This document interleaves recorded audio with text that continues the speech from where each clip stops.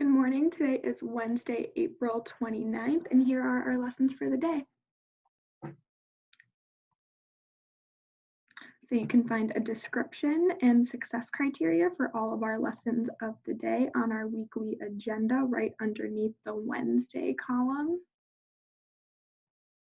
For English Language Arts, we are shifting our focus back to writing and writing an introduction in our graphic organizer that we started last week.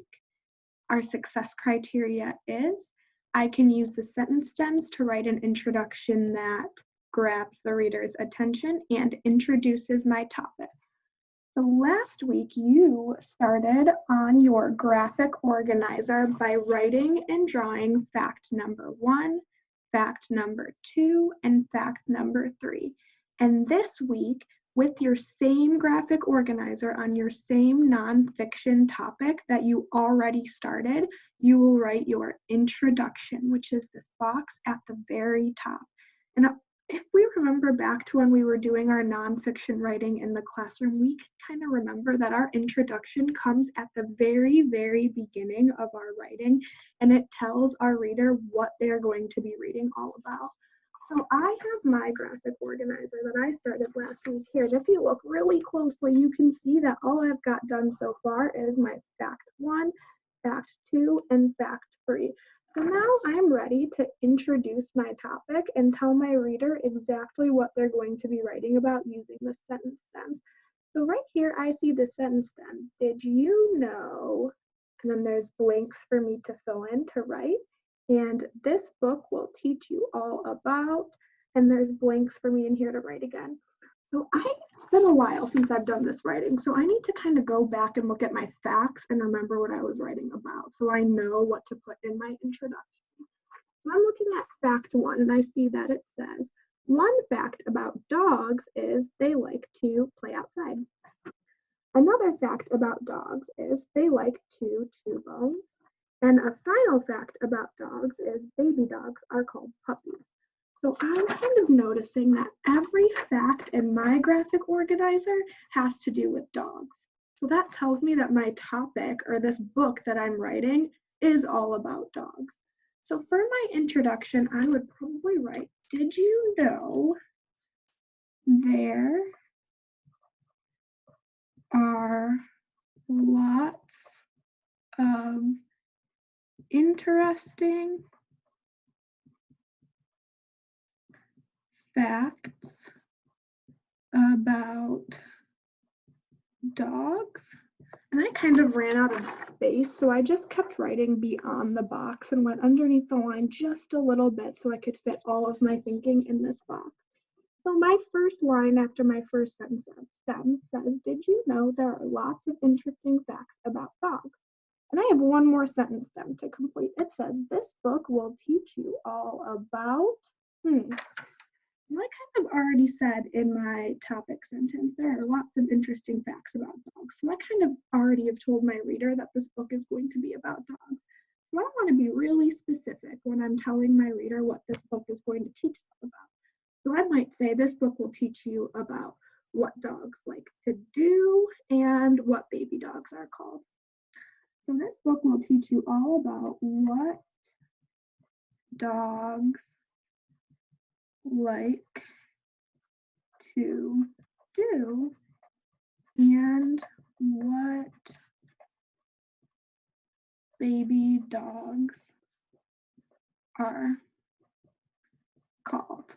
Okay, now I kind of want to make sure that my introduction makes sense for what I put in my facts.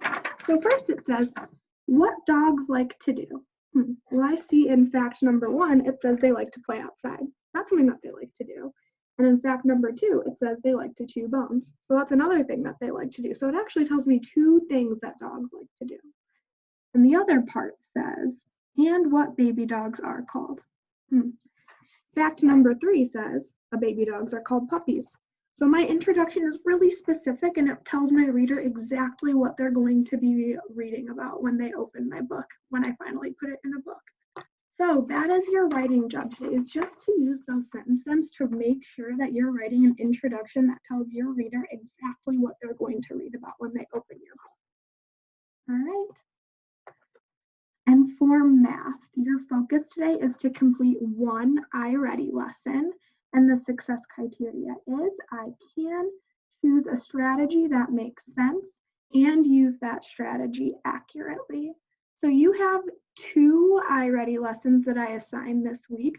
One is called Add 3 Numbers in a Word Problem, and the other one is called Fluently Add and Subtract Within 10. Okay, so today and tomorrow are both iReady math days, and you can choose which lesson you want to start with today and which lesson you'd like to do tomorrow. So you can do either of those lessons as long as by tomorrow you've got both done.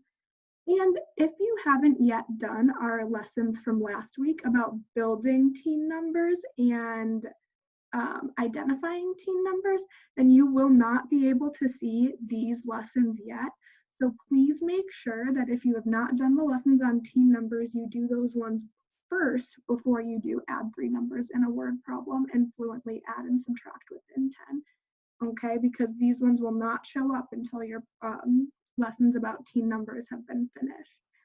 And if you have already gone above and beyond and finished both of those lessons and would still like to do some iReady today, you can go ahead and do some lessons in your My Path and spend some time on iReady that way. And as always, don't forget to read independently for 30 minutes. You come to our Zoom meeting today, you're going to learn about a super cool resource that's going to help you with your independent reading and give you lots and lots of awesome books to read. And check out our specialist websites for additional activities. I know Miss Nowlin, Mr. Seidel, Mrs. Andrews have all worked so hard, and Mr. Otley to put together some really awesome lessons for you to do at home with families or by yourself. And finally, today we have a Zoom at 1 o'clock, and I will be sending out that link here shortly for you to join. I'm really excited to see all of you today. We will have some special visitors on our Zoom today. So this would be a really good one to come to if you have not been to a Zoom yet. Super excited to see you all today, and I hope you have a super awesome Wednesday. Bye.